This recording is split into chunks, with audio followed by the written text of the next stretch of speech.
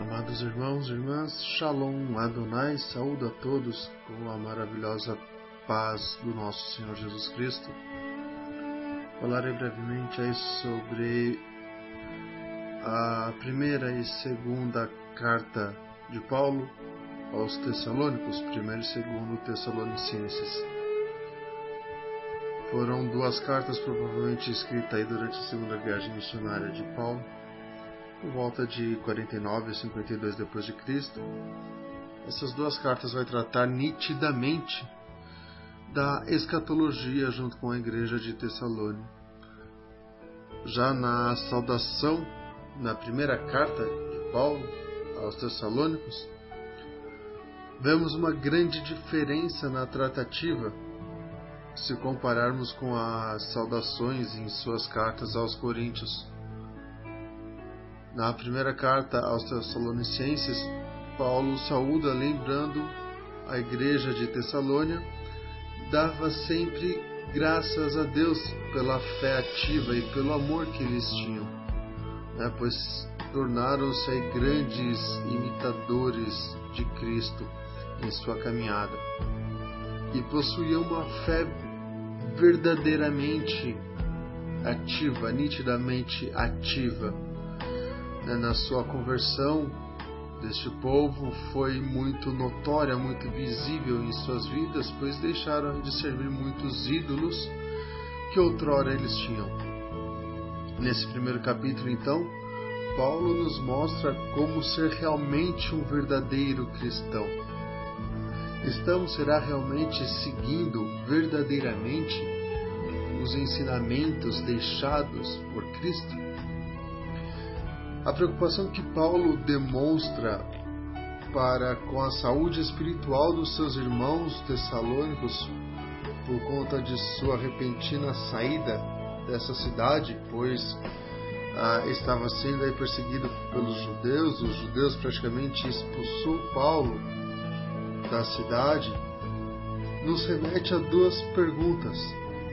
Primeiro, cada um de nós, como ministros do Evangelho, como evangelistas do Reino de Deus, como pregadores da Palavra do Senhor, estamos agindo com aquelas pessoas que estão enfraquecidas espiritualmente.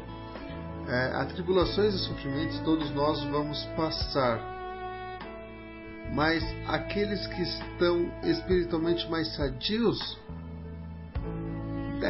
têm a obrigação de cuidar daqueles que necessitam de mais atenção. Muitas vezes, dentro mesmo da nossa igreja, dentro de um ministério, seja lá ele qual for, membros da igreja, muitos estão espiritualmente machucados, espiritualmente doentes. Aqueles que estão notoriamente mais sadios, mais sãos, têm por obrigação cuidar da saúde espiritual destes que não estão tão sadios.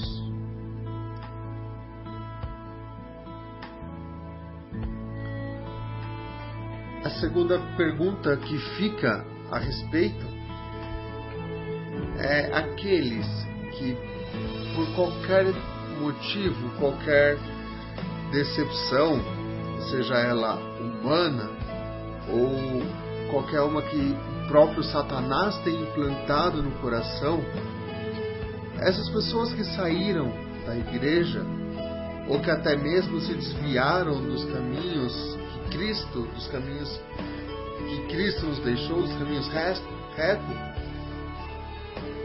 nós estamos procurando esses que estão desviados. É a nossa obrigação irmos atrás da ovelha que está perdida.